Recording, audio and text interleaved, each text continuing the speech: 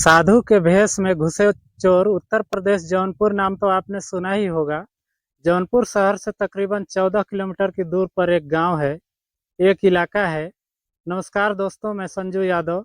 इस वीडियो को लाइक करना, चैनल को सब्सक्राइब करना। बाकी रोजाना 12 बजे एक नई वीडियो आती है। बाकी आप लोग कहां से हमारी वीडियो देखते हैं, कमेंट जरूर कीजिएगा, ताकि अगली वीडियो में आप सभी का नाम जरूर लूंगा। चलिए स्टार्ट करता हूँ। दिन दहाड़े चोरों ने किस तरीके से एक महिला के घर में घुसकर घटना को अंजाम दिया, उसी के बारे में बात करेंगे। कुशलावती नाम की एक महिला होती है, जिसकी उम्र यही 55 साल के लगभग है। घर पर एक बहू थी जिसका नाम रिंकी है, उसकी उम्र कोई 25-26 साल होता है। कुशलावती के जो बेटा था वो काम के सिलसिले में जौनपुर शहर गया हुआ था, और कुशलावती का जो पति था वो घर पे नहीं था। वो किसी कारण से बाहर गया हुआ था। अचानक सब कुछ ठीक ठाक चल रहा था। बहू घर के अंदर टीवी देख रही थी, इधर कुशलावती भी अपना बिस्तर पर लेटकर, वो सारे में एक तखत रखा होता है, तखत पर लेटकर मोबाइल में भजन कीर्तन सुन रही थी। उसके बाद सब कुछ ठीक चल रहा था कि अचानक 10 मिनट के बाद उसके घर पर 2-3 साधु आते हैं, जो कहते हैं, माँ उठो, मुझे कुछ भिक्षा दे दो। जब कुशलावती उठती है, उठकर तुरंत देखती है साधुओं को। पहले कहती है, बाबा जी आप लोग बैठ जाइए, मैं आप लोगों के लिए पानी लेकर आती हूँ, आप लोग शायद प्यास गए होंगे। साधु ने कहा, ठीक है माताजी, लेकर आइए। कुशलावती कहती है, पहले पानी पी लो बाबा, कहो तो कुछ बना दूं खाने के लिए। पहले लोग कहते नहीं, मुझे कुछ नहीं चाहिए, तुम बस पानी पिला दो। तुम्हारी बस इच्छा है और मुझे भिक्षा दे दो, जो तुम्हारी इच्छा हो। और दान पुण्य कुछ करना चाहती हो तो 100-50 वो मुझे तुम दे सकती हो।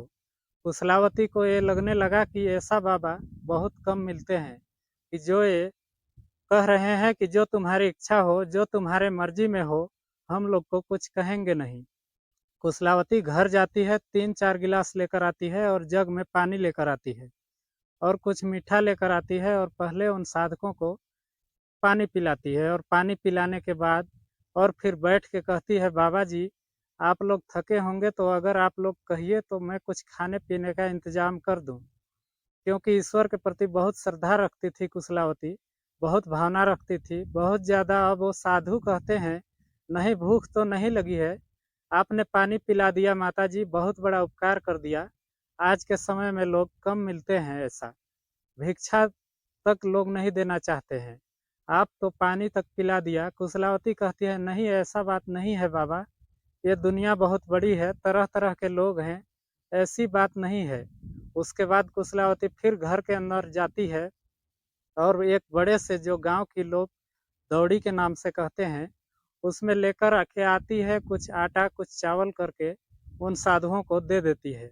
और घर में रखा हुआ 100 का नोट निकाल करके लेकर आती है और उन साधुओं को दे देती है, कि बाबा ये इतना है और आप लोग आशीर्वाद दे दो, मेरा घर उन्नत करे। और मेरी एक बहू भी है, अभी बच्चा नहीं हुआ है, शादी के 2-2.5 साल हो गए हैं, तो अगर कोई बच्चा संतान होता है तो आप लोग आशीर्वाद दीजिए, आप लोग फिर कभी आइएगा, मैं आप लोगों का भरपूर सेवा करूंगी। साधु बड़ा खुश हुए। उसके बाद बैठे थे, उसके बाद अचानक एक नाटक तैयार करने लगे और कहते हैं कि घर में कुछ बुरा साया है, कुछ अच्छा नहीं हो पा रहा है, तुम्हारे घर में कुछ तो बहुत बुरा है। अब ये सुनकर कुशलावती एकदम हड़बड़ा गई, घबरा गई कि क्या बात कर रहा है बाबा। साधु ने कहा, हाँ इसलिए तो तेरे पति को संतान नहीं हुए जा रहा है, तेरे बहू को अड़चन में फंसे हुए हैं, उसी से ये सारी चीजें सुनने के बाद एकदम माया जाल में फंस गई। उस साधुओं के कहती है, बाबा मुझे क्या करना होगा। साधु कहते हैं, कुछ करना नहीं होगा, पहले ये बता तेरे घर के अंदर पूजा पाठ का जो जगह है वो कहाँ पे है, मुझे उस जगह पर ले चल। कुशलावती भागी दौड़ी जाती है और कहती है, बाबा जी चलिए, बस घर के अंदर ही है। अब वो तीनों चोर घर के अंदर घुसते हैं और घुस बैठते हैं। बैठने के बाद वहाँ जिस जगह पे मंदिर होता है, बैठ के भगवान को सुमर रहे थे, कुछ गाना गाने के टाइप में, कुछ पूजा अर्चना कर रहे थे। उसके बाद कहते हैं, अपने बहू को बुलाओ, जिसको संतान नहीं हो रहा है। और बहू को बुलाते हैं। बहू को बुलाने के बाद उसके सर पर हाथ रखते हैं, हाथ रखने के बाद उल्टी सीधी चीज़ों के से हाथ फेरते हैं, उसके बाद कहते हैं जाओ कल्याण हो जाएगा, 1 से 2 महीना नहीं लगेगा, संतान इस घर में ज़रूर आएगा। ये सुनकर कुशलावती और कुशलावती की जो बहू थी, उसका नाम रिंकी था, दोनों के चेहरे खिल उठे। खुशियाँ एकदम खिलखिला उठा। अब एकदम पूरे घर में खुशी का माहौल था। अब कुशलावती कहती है, बाबा जी अगर ऐसा हुआ तो आप ज़रूर आइएगा 1 साल के बाद। मैं आपकी सारी चीज़ें जो दिल में है, वो सारा तमन्ना मैं पूरी करूँगी। आपको ज़रूर कुछ बड़ा चीज़ दूँगी। साधु कहते हैं, नहीं, मुझे कुछ नहीं चाहिए, बस यही सब कहते हैं। रिंकी से तुम्हारा कमरा कहाँ है? तुम कहाँ पे सोती हो? वहाँ पे मुझे ले चलो।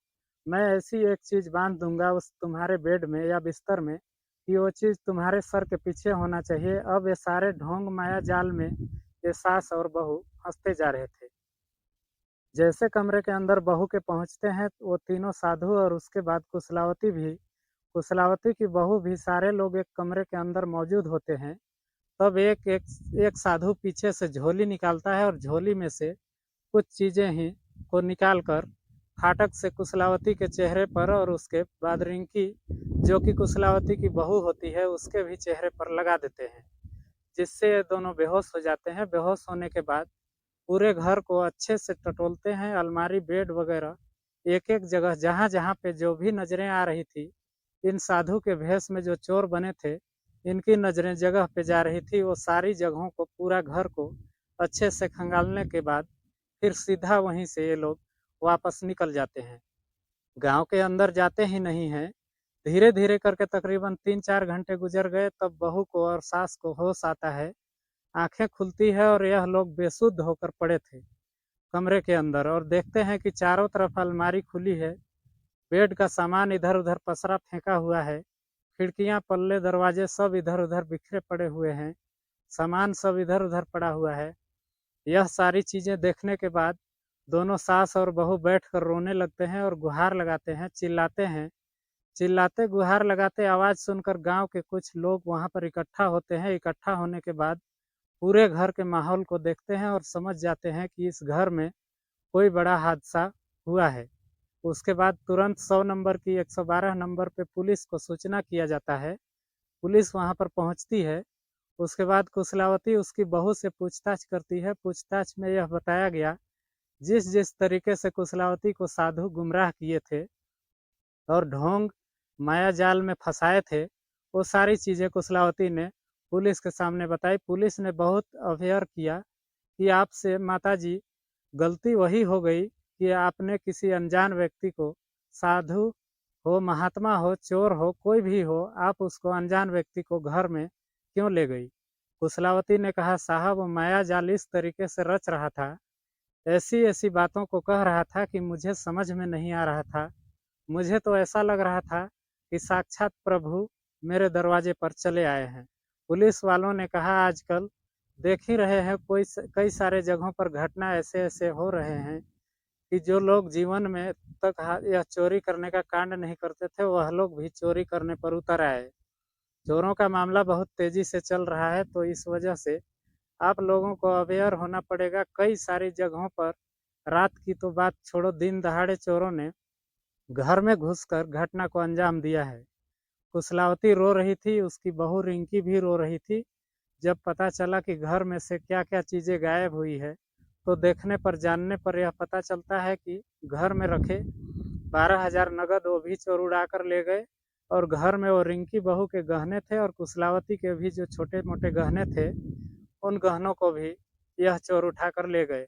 तकरीबन 5 लाख तक के गहने को गायब होने की सूचना कुशलावती ने पुलिस को दी और 1,000 नकद की पुलिस इस मामले को अच्छे से दर्ज कर लेती है, लिख पढ़ लेती है, लिखने पढ़ने के बाद चली जाती है।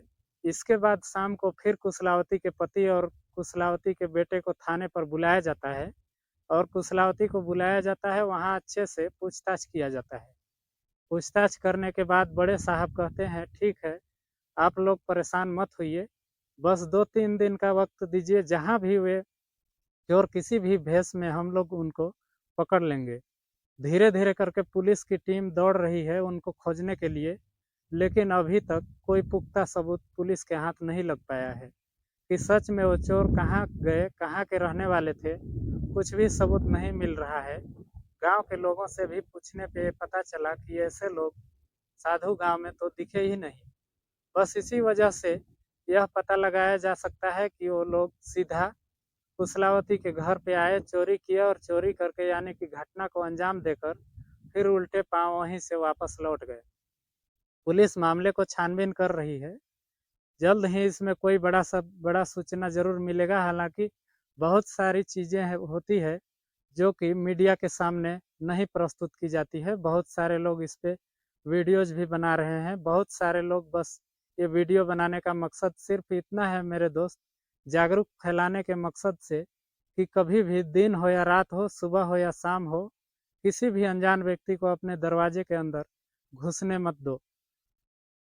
बहुत हो गया। अगर आप इतना ज़्यादा भगवान पर भरोसा और श्रद्धा रखते हैं तो आप दूर से उसको पानी पिला दीजिए, दूर से उसको कुछ दे दीजिए। बस उसके नज़दीक मत जाइए और ना तो उसको घर के अंदर प्रवेश करने का बिल्कुल आप आज्ञा दीजिए, क्योंकि ये आपके लिए बहुत घातक साबित हो सकता है। अगर वीडियो पसंद आई हो तो वीडियो को एक लाइक कर देना और चैनल पे नए हो तो चैनल को सब्सक्राइब कर देना। मिलूंगा फिर शानदार स्टोरी के साथ। तब तक के लिए आपसे आज्ञा चाहते हैं। तब तक के लिए जय जोहार।